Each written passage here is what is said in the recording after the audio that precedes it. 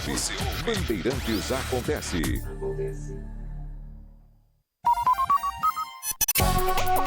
Saber, entender, compreender, conhecer, descobrir. Ouvir. Bandeirantes Acontece.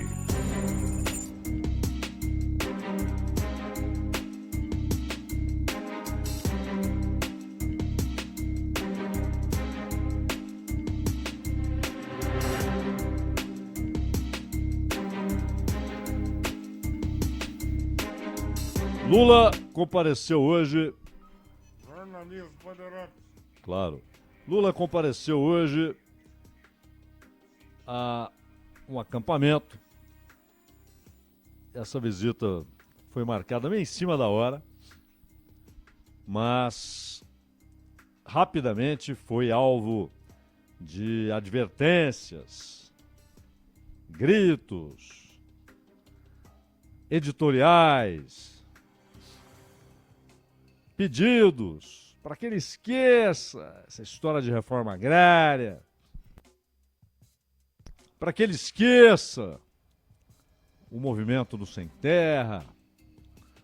Uns tentam argumentar com ares de sofisticação que esse é um assunto obsoleto, uma questão que já não faz parte dos problemas dos nossos dias.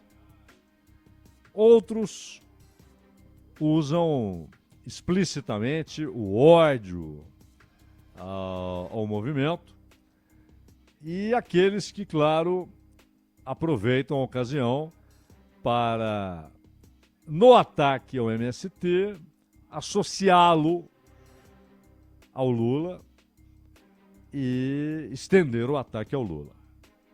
É sempre a mesma conversa, sempre a mesma toada, sempre o mesmo reacionarismo. Sempre, sempre. E os argumentos, né? Você sabe que é interessante notar que, por exemplo, um anticomunista, ali ele já havia se tornado, depois de ter sido comunista por um tempo, mas ali ele já era um anticomunista ferrenho, até por algumas razões que talvez nem ele reconhecesse em si, né? Alguns traumas que ele teve na maneira como houve o rompimento dele com o partido, ainda um garoto, quando isso aconteceu, mas já adulto, importante, figura nacional, dono de um jornal, principal opositor do Dutra que estava saindo, do Vargas que estava chegando. O Carlos Lacerda usou a tribuna de imprensa, o seu jornal, para defender a urbanização das favelas no Rio, com um esforço do Estado para que os trabalhadores pudessem morar perto de onde trabalhassem, e uma campanha pela reforma agrária. Um detalhe: contra as indenizações. Contra as indenizações. Ou seja, o Lacerda, que ali adotava diversas posições reacionárias em relação a diversos assuntos, e depois, inclusive, mergulhou numa aventura golpista, mas tratou com honestidade um assunto que é chave no Brasil desde sempre. É sempre bom lembrar que reforma agrária é uma operação socioeconômica capitalista. Capitalista. Ela se dá em uma ordem econômica capitalista. Os Estados Unidos fizeram isso no século XIX, com subsídios, algum tipo de crédito, naquilo que era possível estabelecer linhas de crédito no século XIX, eram operações muito diferentes das atuais. Mas a garantia, você pode trabalhar a um limite, uma área limitada de tantos acres, como eles dizem lá. Se você conseguir plantar, produzir nessa área toda, ela é sua. é sua. E a colonização do Oeste, ela tem essa motivação de uma política pública. Trabalhem a terra e o espaço, há um limite, mas o limite de tantos acres, dependendo do estado, da região, claro. O que vocês conseguirem produzir, aquela área onde vocês conseguem produzir, da qual vocês conseguem cuidar, será de vocês. Não vão pagar por isso. Vocês já estão pagando, levando produção para essas áreas. Claro, houve outros fenômenos, né, como a descoberta do ouro e assim por diante. Mas o meio-oeste e uma parte do oeste foram transformados em áreas de produção de riqueza, produção de comida e de riqueza, com essa política de reforma agrária. Há muitos outros exemplos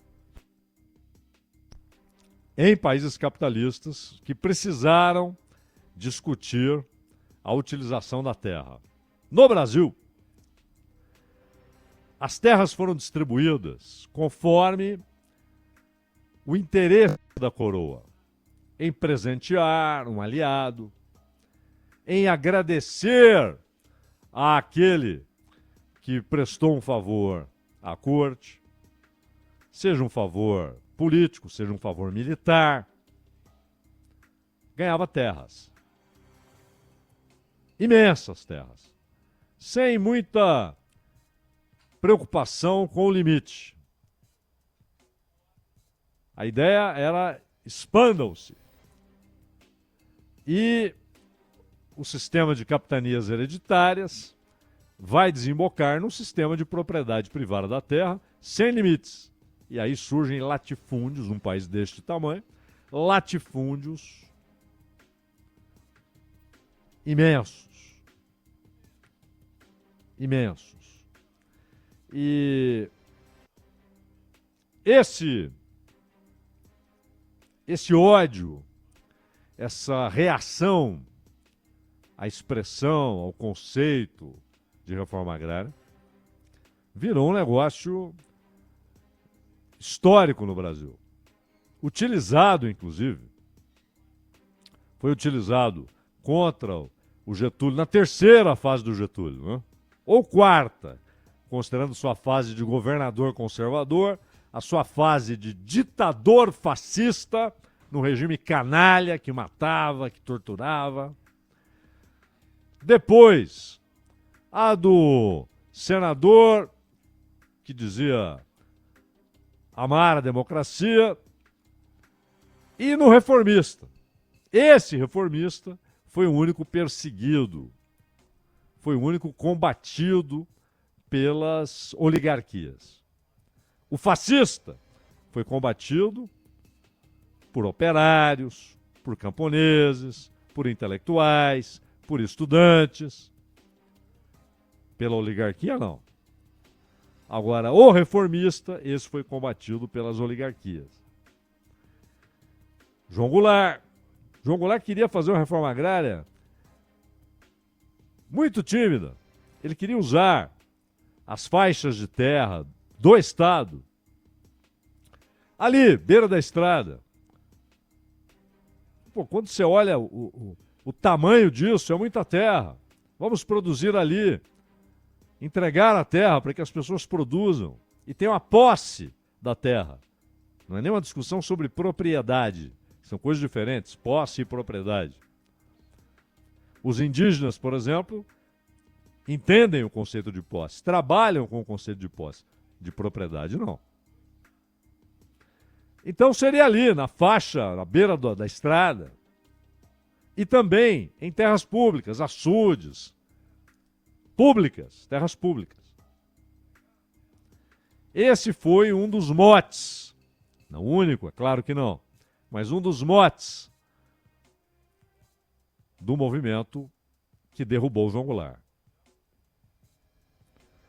E nada mudou. Nada mudou. Então, 61 anos depois da derrubada do João Goulart, está aí o mesmo discurso, a mesma reação. E essa terra especificamente visitada pelo Lula fica em Minas Gerais. E é interessante notar que muita gente nem se preocupou em saber que acampamento é esse. Do que se trata. Saíram perguntando o que aconteceu, como se deu essa história, como é que se formou esse acampamento. Não. Já disseram, vai visitar invasores. Esse acampamento, Quilombo Campo Grande, em Campo do Meio, Minas Gerais, ele é formado por trabalhadores. Eram trabalhadores de uma usina. A usina Ariadnópolis, que durante muito tempo esteve ali, dona daquele território, e quebrou, faliu. E os trabalhadores nada receberam. Ficaram sem trabalho, sem indenização, sem receber aquilo que era o direito de cada um deles. Então eles passaram a trabalhar aquela terra que estava largada, abandonada. Houve depois tentativas de reintegração. Porém a justiça disse não foram eles. Foram juízes, vários, que disseram não tem cabimento. Não há nada que indique possibilidade de reintegração. Eles estão lá desde 98, como acampamento. 459 famílias. Muitas culturas. Ali tem sistema agroflorestal, horta medicinal, e tem o produto que viabiliza economicamente o assentamento, que é o café que eles produzem. Esse café ganhou mercado, é considerado um bom café. E vale notar, em 2020, ali, na pauleira da pandemia, agosto de 2020, as tropas foram enviadas por Romeu Zema para tirar as pessoas dali. Uma escola de agroecologia, chamada Eduardo Galeano. O MST costuma homenagear algumas pessoas no nome das escolas ou até dos assentamentos. Eduardo Galeano, um escritor uruguaio, brilhante. A escola foi demolida nessa ação policial. Demoliram uma escola numa ação ordenada por Romeu Zema. Depois, a justiça impediu que eles fossem arrancados de lá à força. Na pandemia, ia tirar essa gente e jogar em algum lugar. Eles ficaram, reconstruíram a escola e estão lá, trabalhando.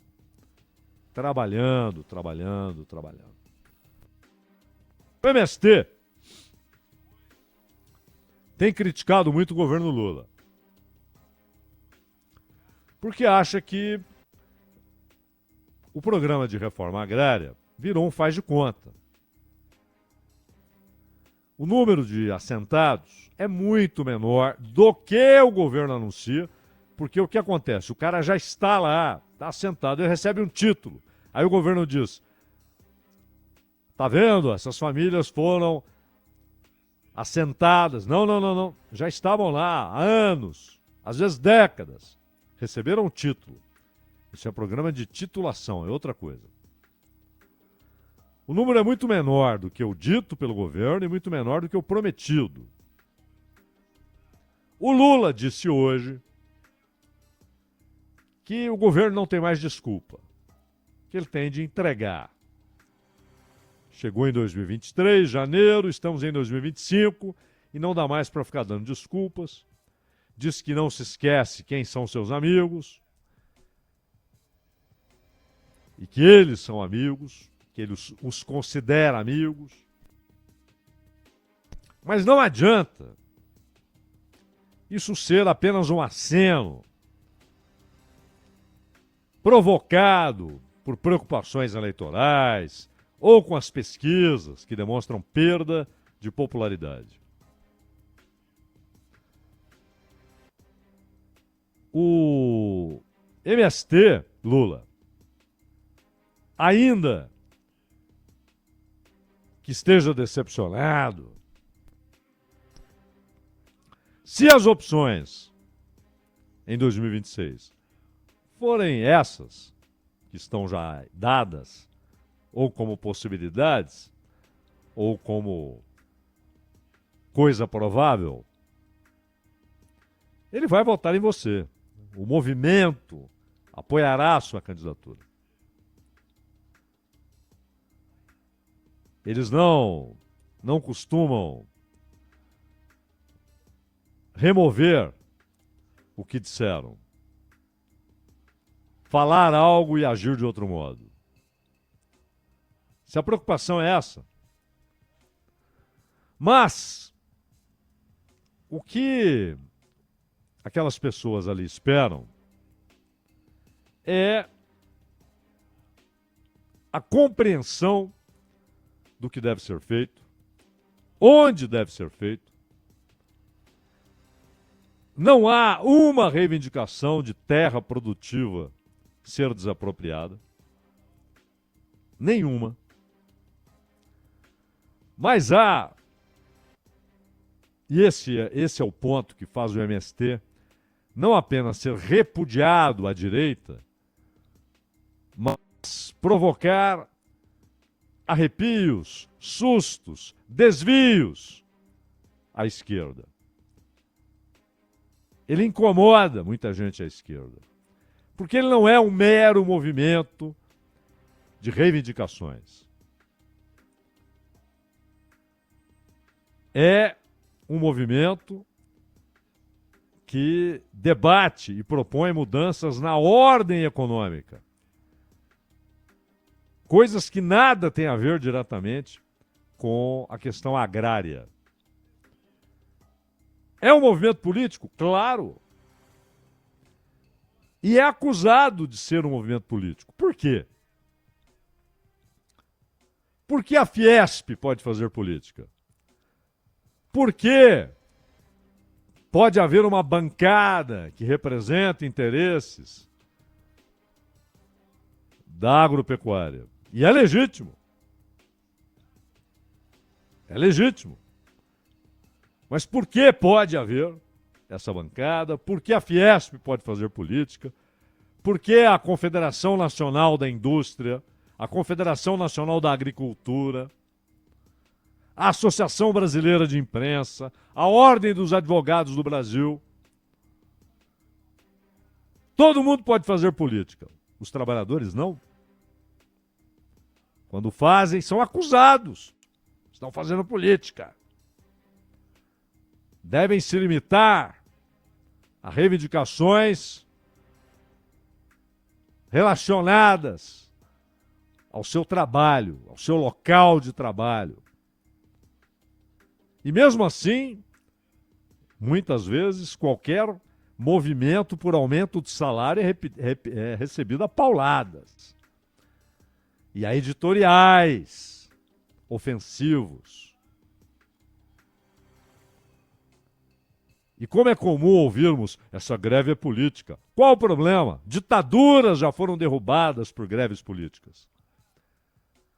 A greve é um direito não só como movimento de reivindicação de coisas relacionadas ao trabalho.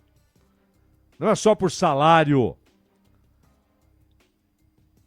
Não é só por carga horária. Não é só por defesa de direitos, de conquistas. Mas é também um direito político. A greve pode ser política. A greve pode ter reivindicações políticas. Porque toda a sociedade pode fazer política e os trabalhadores não. Porque as organizações patronais podem fazer política e os movimentos e organizações que representam os trabalhadores não podem. E o MST se organiza como movimento político. E muita gente na esquerda tem medo desse movimento político. Porque ele não é o movimento dos que querem passar cal na parede. O movimento dos que querem pintar a parede.